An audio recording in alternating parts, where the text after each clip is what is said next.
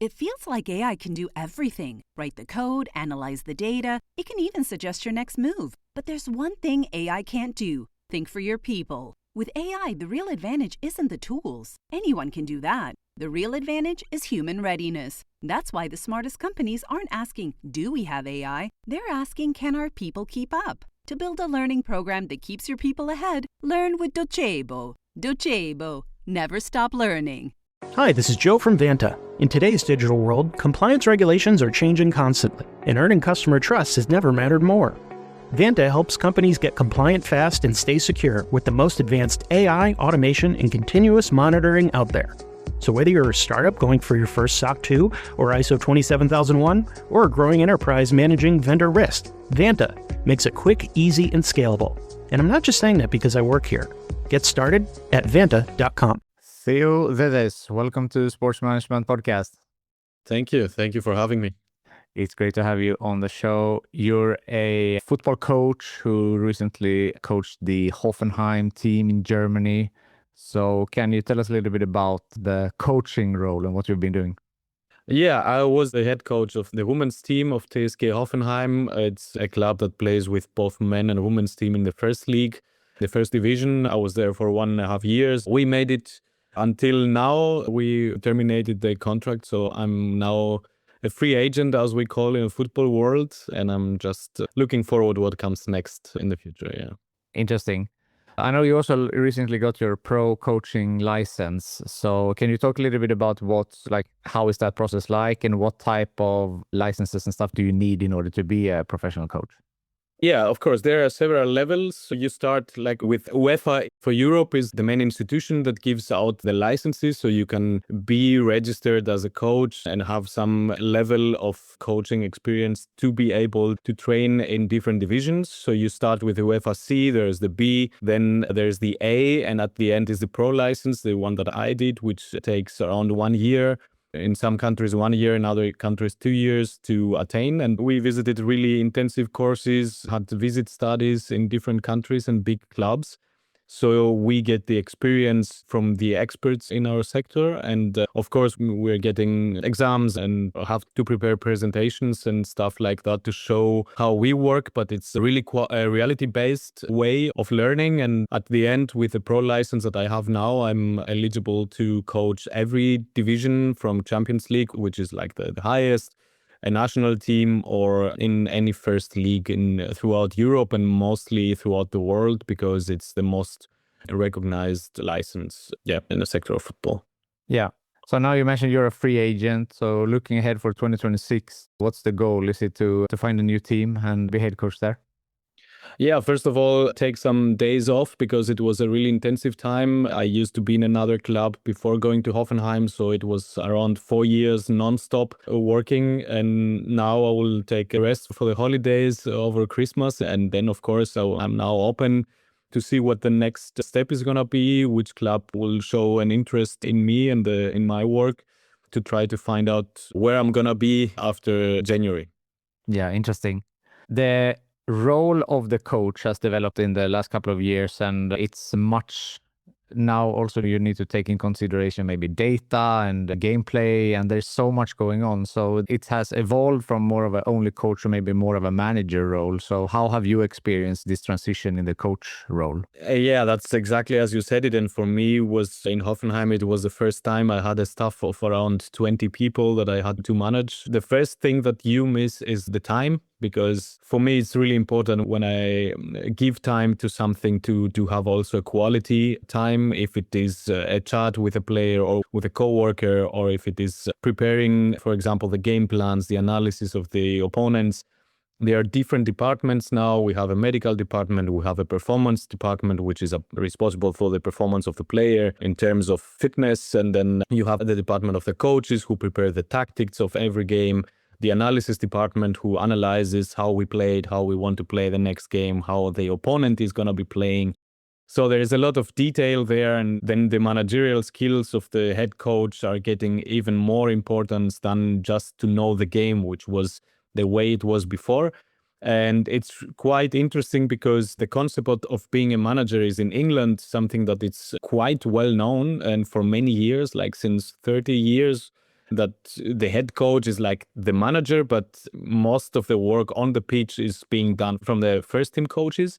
But in Germany, for example, the head coach has mostly the football part and everything managerial. There's the sports director who does it. But now it steers in the way that we're talking about managers and less about head coaches.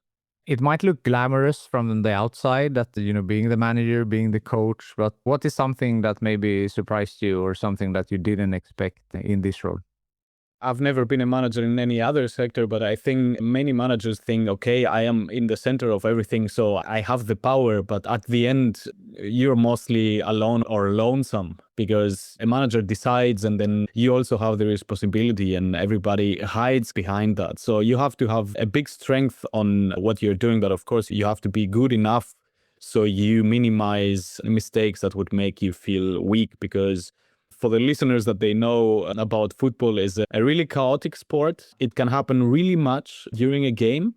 And we are naive enough as coaches to think that we can control it. So we try to control the uncontrolled. And yeah, that's the possibility that you will lose in this kind of fight is really high. You're alone, and then you have to be strong enough to overcome, to be resilient enough. And that's something that made me realize, in Germany, they say I cannot in all of the dances at the same time. So I have to focus on 2 or 3 things that I'm really good at and then give the responsibility for stuff to others if I'm not the best one between our team. What are some things that you might not be able to prepare for? You said some like uncontrollable. So for example, maybe a player getting injured might be some things, but what else could it be? The opponent tries something else that what you prepared for. Of course, it can happen during the game that you get a red card, and then you have to play with less players. Or, as you said, maybe the plan that you prepared for doesn't work in this game and doesn't bring the goals or the success that you want. So you have to be ready, and you have to have a team that will give you some advice or some tips. Okay, let's try this one, or let's try that one, or having already before the plan B or C.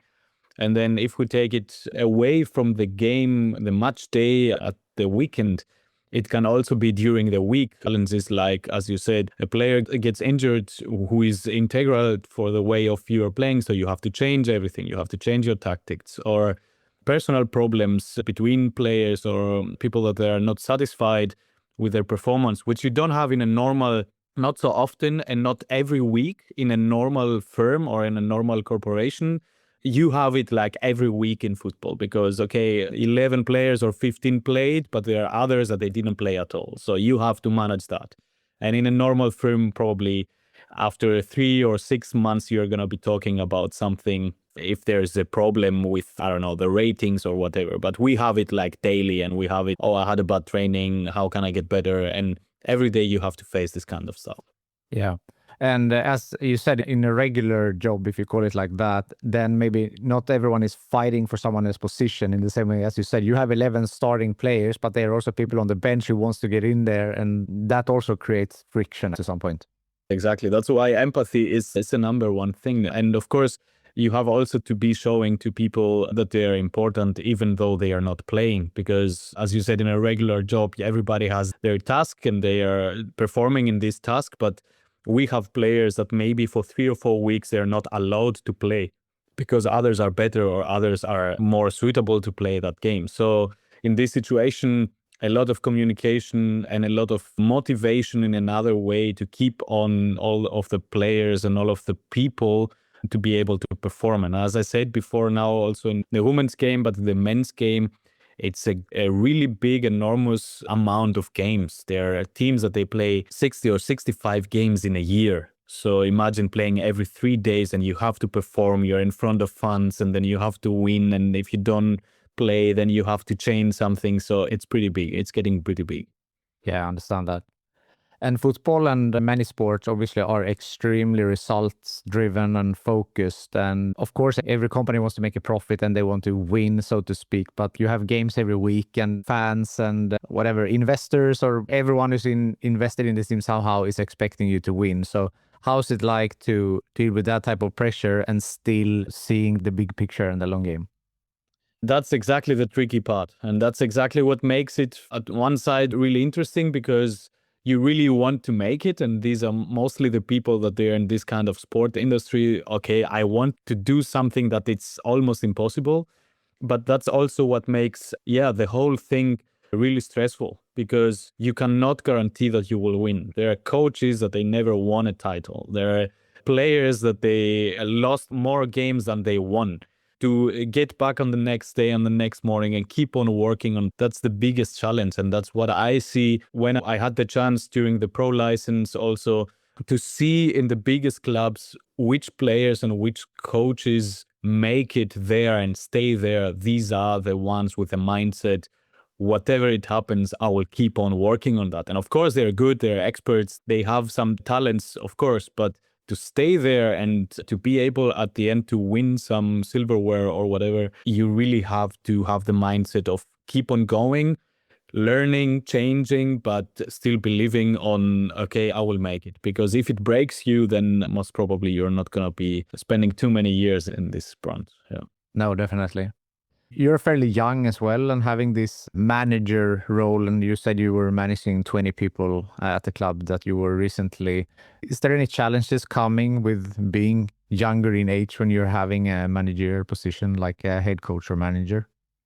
Of course, yeah. But also, I think there's a lot of positive things also. The first thing is you have to win respect, and you know that respect, you win it either through knowledge and being good in what you're doing, but also on giving everything that you have. Because if people see that you care, I think it was Theodore Roosevelt who told people only care how much you know if they know how much you care. So you can win these people over and win their respect if you show that you really care and you also want to get better, to be open for feedback and stuff like that. On the other side, of course, you have to be good, because if you're not good enough, there's someone else that maybe is going to be doing a better job, and at some point it's going to be a change. So yeah, being young right now in the world of football is a trend to have young coaches. So I profit a bit from that, I think, because they're a lot more open-minded than the years before. Because the years before it was like, we really need the guy who has the experience, who did it for 20, 30 years. The joke about we need a new coach, but he has to have 10 years experience. And you are there with 35 and say, okay, when do I have to win this experience? But I started really early because I didn't play professionally football. So I studied sports and then I started coaching with 22. So I can now say that I'm 35. I'm pretty young for a football coach, but I already have around 12 years of experience in coaching. So that's also an advantage. But you said you haven't played pro, but you have played football growing up, so you know the game fairly well, I assume. I used to spend almost every minute outside of school playing football, and I come from Athens, so I had to play in smaller areas because it's quite dense. And kept on playing also when I moved over to Germany for studies, and then but in amateur leagues. I played where the real football is being played. I love it. Another aspect of the coaching role and manager role that I think not everyone is thinking about is like the marketing aspect of the coach and how important that person is for the club's image. So is that also something that you think about in your role? Yeah, absolutely. The thing about football, it's also really political or a social phenomenon also called. Every club has its own identity, and also the fans and the people working there, they also share these kind of identities. To be a coach, you really have to have also an identity.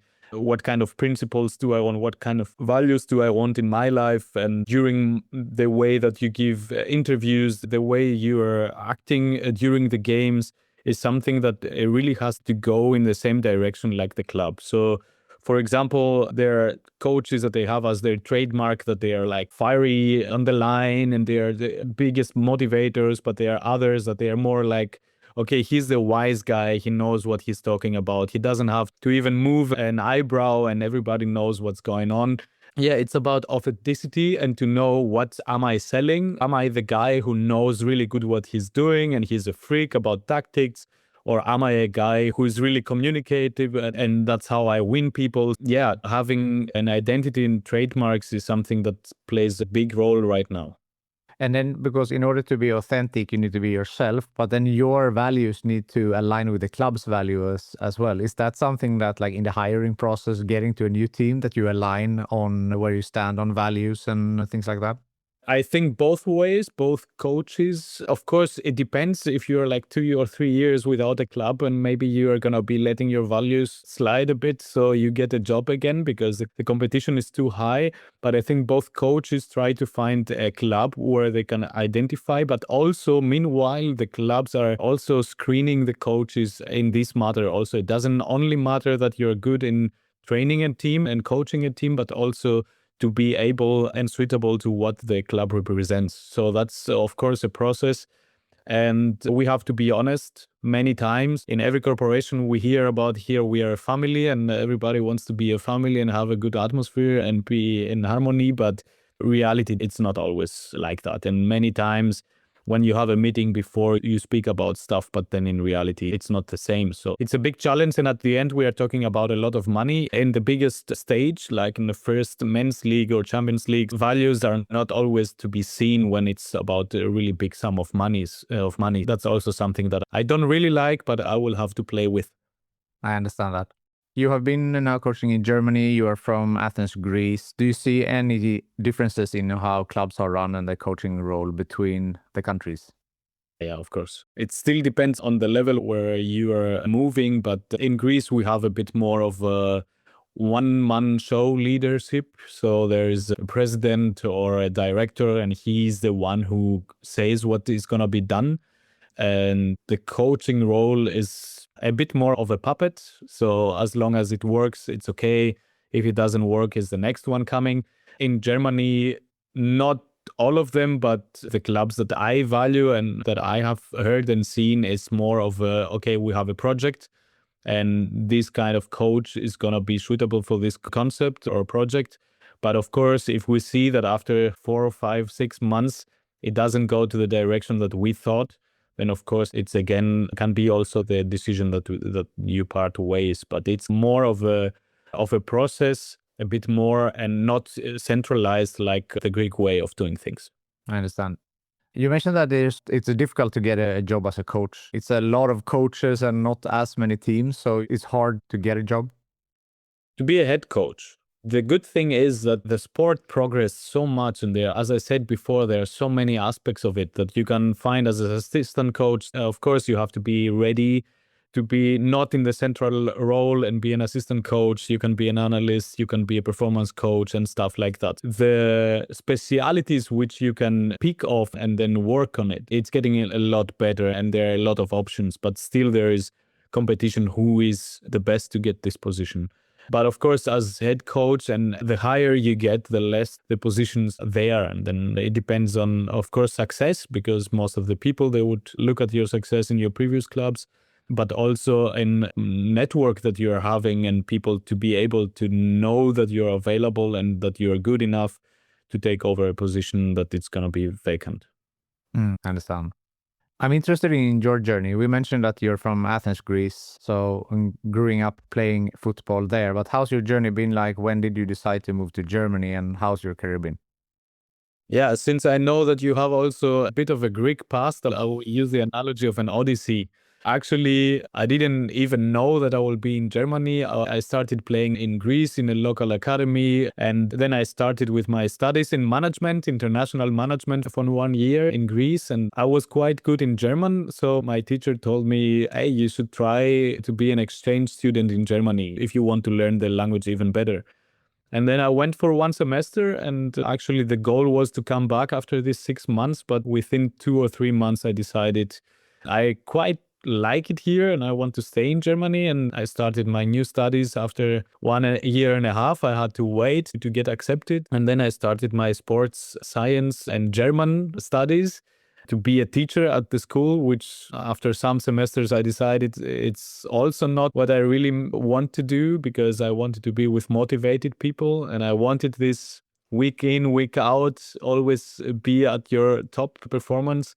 So that's how I started coaching. And I started coaching from children with 3, 4, 5 years old. Then I had some refugees programs with people that are 50 years old. And I had men, I had women, whatever you can think about in amateur football. And yeah, somehow I got seen or scouted. And then the first chance came to get to the next level of one team and a mid amateur and then the first professional one. in the women's game. And that's how I reached the point that I have the pro license and I can say that I'm a professional coach. Wow.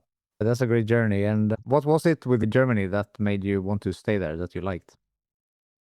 There's a big cultural difference about organization and things working on the time that you want and on the time that they are planned. So that was great for me. But I think always as a teenager, I was quite excited of seeing different things. And the north of Germany is quite different than the south of Greece where I grew up. A lot of things were new and I was quite excited and I loved it because everything was like how I imagined it. And with the time, I can say that that is the most important thing that won me from Germany is that if you're good, this country is fair. You have a fair chance to succeed and to promote yourself to other stuff. Because if you work, and work is one of the fetishes of the Germans, they really like to talk and do a lot about work. So if you work, they will see it and they will recognize it and also award it. That made me always having more and more. I felt confirmed. I felt that people see what I'm doing. And I think that's why I developed myself to be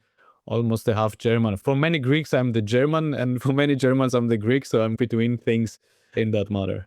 Yeah, I understand what you mean. And the Germans are famous for their structure and on time and all of that. And it's similar with Sweden. I felt that also with Greece, that Greece is very loose, if you say, with these type of things. And maybe Sweden and Germany are a bit more square. And yeah, so it depends on what you like. I feel like someplace in the middle maybe is the sweet spot. But yeah. Okay, the food and the sun of Greece, you cannot find it anywhere. Of course, I enjoy the time being here, and maybe someday it will be combined with also working in Greece. But right now, I'm quite satisfied with Central Europe, to say. I understand. We've talked about it before we hit record here also, that there's been 1 hour of sun in Sweden for all of December. So that's what the Greeks have, that for sure. Sorry about that.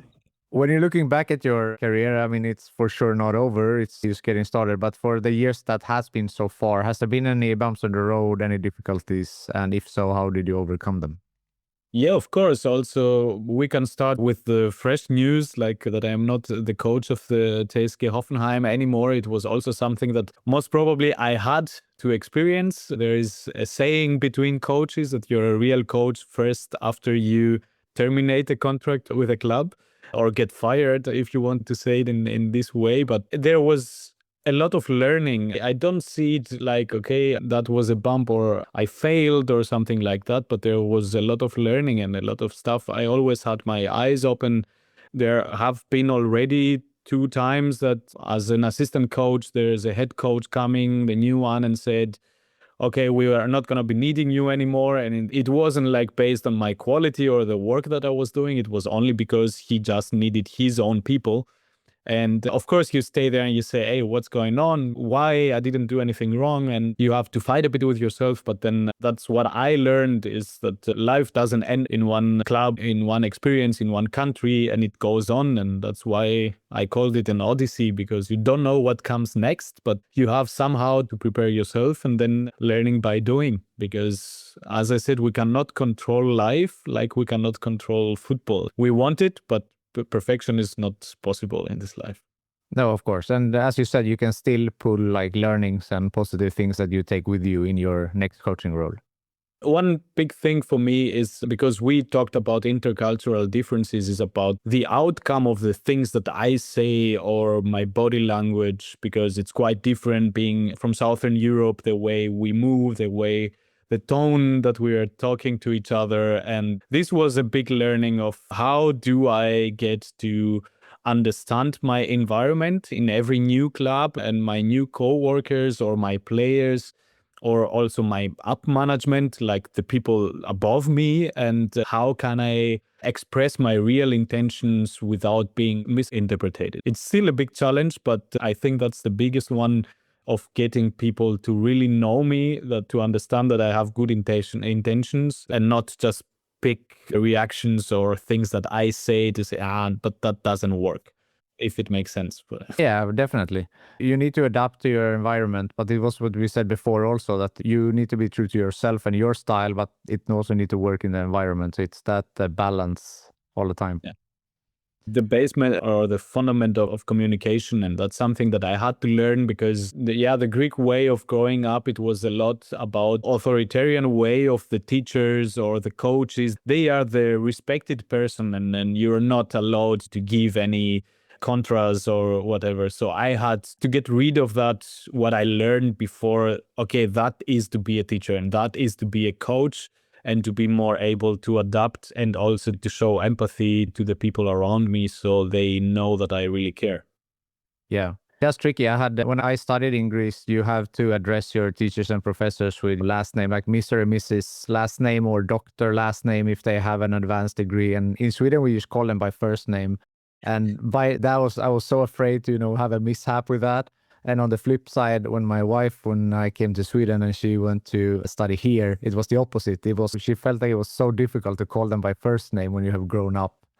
So, I had exactly the same in the university because, of course, I studied sports and that's even more casual to talk. And I was talking with one of my teachers, professors. He was like 60 and I was 19, and I could say you and not like in German, there is a distinction between the formal you and the other you, and call him with his first name. And I couldn't do it. The others would do it and I couldn't. I said, I cannot address my professor like that. But he said, no worries, you can do it. So these are things that they seem like details or small, but they play a big role of opening your mind and understanding that your environment and the context where you're into is what is important, and not only, okay, this is my way, I will do it like that, and everybody has to dance around me. That was a big learning for sure. And it's part of learning the culture of the country where you are as well. You mentioned like authoritarian leaders, maybe a little bit more in Greece versus what you have in Germany. How would you describe your own leadership style? It's transforming. I used to be the one man doing it all because I think I can do everything better. But it's also based on when I started in amateur clubs, then I didn't have a staff, or I had staff that would do it voluntarily. So I couldn't tell them, hey, you have to work that out and you have to work that out. So I will take a lot of responsibility onto me, which also injures myself, because if it doesn't work, I am the only one who is responsible. You can make an analogy to a tennis player and a football player. If you're playing tennis and you lose, then most probably you are wrong and there's nothing else to blame. But in a team sport, you can always find an excuse. So I used to be like that.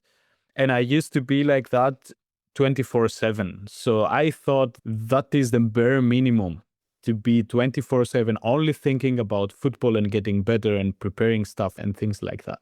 So when I get into a stuff like with a lot more people, this was my expectation level. And that creates many times, how can I call it, a misinterpretation of the performance of people. If you expect so much, and if you expect everybody to be exactly the same like you, then most of the time you're going to be disappointed.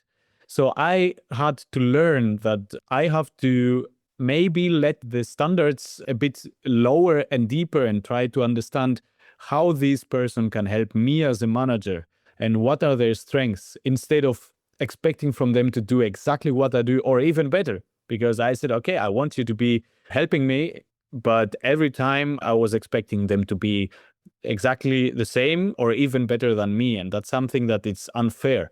And at the end, it doesn't also show recognition to your core workers if you are just saying, okay, that's good, but let's do that one and the next one and the next one. So sometimes we just have to take a step back and relax a bit. Yeah.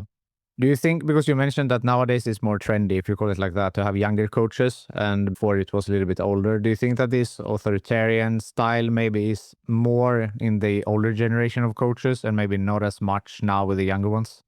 For sure. And not only about the coaches, but I think the players are different. So this kind of authoritarian style of managing or leading is something that it cannot work to the new generation of players, because they grew up with a different style of leading. They participate in decisions, they participate in their own progress. So it's not like the input output, okay, you have to do that and you're going to be getting better, but it's a journey that you do together with your players. So when you are trying with the authoritarian style with this kind of players and people, most of the time you're going to be losing them because they say, okay, why are you shouting now? You can just explain it to me in a normal way. Or why do you expect that much? I need my time to progress. That's something that I realized also as an assistant coach when I had head coaches that they were like the old generation. And I was the young assistant coach between the head coach and the player. And the players would come to me and say, hey, what do I have to do? The coach doesn't talk to me. And the coaches would say, he just has to train. And I don't have to talk with him. He just has to train. And I hope you understand what I mean. There was a gap between generational way of thinking. And there are many leaders that we also met in the last year from big clubs like Barcelona, Bayern München, and other clubs that they also confirmed that this kind of leading is something that it cannot work so good right now in football, except for some situations like you're playing against relegation and you need someone who comes inside and says, okay, now that's what we're doing it. We have this for 6 weeks and we have to make it. So that's it. We don't talk about it. But in a mid or long-term way of thinking, I don't think it's modern anymore. No, and it's an interesting point that you brought up also, that the players have different needs now, and the society at large is a lot different with these type of things than maybe it was 20, 30, 40 years ago as well. And of course, then the leadership style needs to follow that as well. I have a really good example on that. We had a game with a men's team and I was the assistant coach and the head coach had a rant and said to everybody what they did wrong. And I got 2 different reactions. I talked with one player who was 32 at the time, so one of the older ones, and he said, okay, we needed that because we weren't good. And then you had the 23, 24 years old and they said, why? We don't need that. You just have to tell us what to do and be positive and solution orientated. And we are going to be making it. And that's when I realized, okay, this is a gap of generations because the first one learned it like that and he needs this kind of shock culture, but the other one doesn't know it and it feels aggressive. It feels like you don't like me or you're not helping me. Interesting. So if someone wants to make a similar career journey as you have done and become a pro football coach, what would be some advice that you had for them? The first thing is, as I said, because there's a lot of competition, a lot of knowledge. It has to be an investment on ourselves that we really put this priority. Okay, I have to get really good at it. And being good at it means learn a lot through watching, doing licenses or learning. But it's also about doing practically. And many coaches, young coaches, they really want to get to the highest level really fast. So they don't take the time just to concentrate to what they have right now. So if I have an amateur team or a youth team, then I have to get the best out of this team and not thinking, okay, what is going to be my next step? So I never used to think, okay, next year I have to be there. What I really don't like is this question, where do you see yourself in 5 or 10 years? Because if you would ask me 15 years ago where I would be, I would never say to you that I would be here where I am now. I couldn't imagine it. That would be the first. And the second one is, as I told before, everything is about losing and learning that you're going to be having failures, bumps, you're going to be losing a lot and not everything works the up way. It's not a straight line, it's a line with the backs and forwards and twists and turns. And that's why I would say resilience is one of the most important skills as mindset to get to the highest level, because you have to love it and you have to give everything that you have. As Jürgen Klopp, one of the biggest or most important coaches of our time, said, I'm here to give everything. So give everything that you have, and most probably you're going to be making it to some level before thinking about what you're going to be getting. Because of course, you mentioned it before, it's the glamour style of being in front of the cameras and people want to be next to you and having a lot of money if you make it to the highest level. That's why be ready to lose, prepare yourself, which is always preparation is everything. And then, if you're halfway good enough, then you're going to be having a position in football. That's great advice. I like that. And then I'm crossing out the question on what you do in 5 years. We were introduced, I like networking questions. And I think for people listening that they want to get into the industry, networking is a great tool. And we were introduced by Ursula Basti, who's been on the show before. So who do you think from your network would be a good guest on this show?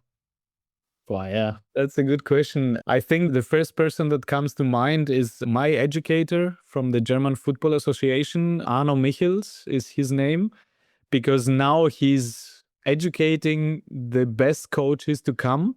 And he used to be the assistant coach on one of the best coaches of our time, Thomas Tuchel. And he won a lot of things in international level, in Champions League level. So he was in Paris Saint-Germain, one club, led by the Qataris, I think. So it's a big corporation. So I think it would be really interesting for you to talk with someone who experienced how it is to be in a coaching staff and being at the highest level of football, and also with politics engaged and stuff like that. So that's the first person that came to mind. And that's why I would suggest Arno Michels. Yeah. That's a great name. Thank you so much for that. No worries. Theo, it's been a pleasure talking to you. Thank you so much for taking the time to join Sports Management Podcast. Thanks for having me. It was fun. Thank you very much. Thank you for listening to the Sports Management Podcast. Please hit the follow or subscribe button on your podcast app so you don't miss out on any upcoming episodes. If you want to get in contact with me, send an email to sportspodcast@gmail.com, connect with me on LinkedIn, or follow the podcast on Instagram, X, and Facebook @SportsMPodcast. How do you measure learning success? By courses completed or by real improvements to skill, productivity, and revenue? See, learning isn't about passive consumption. Learning is about doing. Docebo makes it easy to create, manage, and deliver learning to every audience across the entire skills journey. Your learners will adapt faster, get more done, and grow their skills, organization, and careers. Docebo. Never stop learning.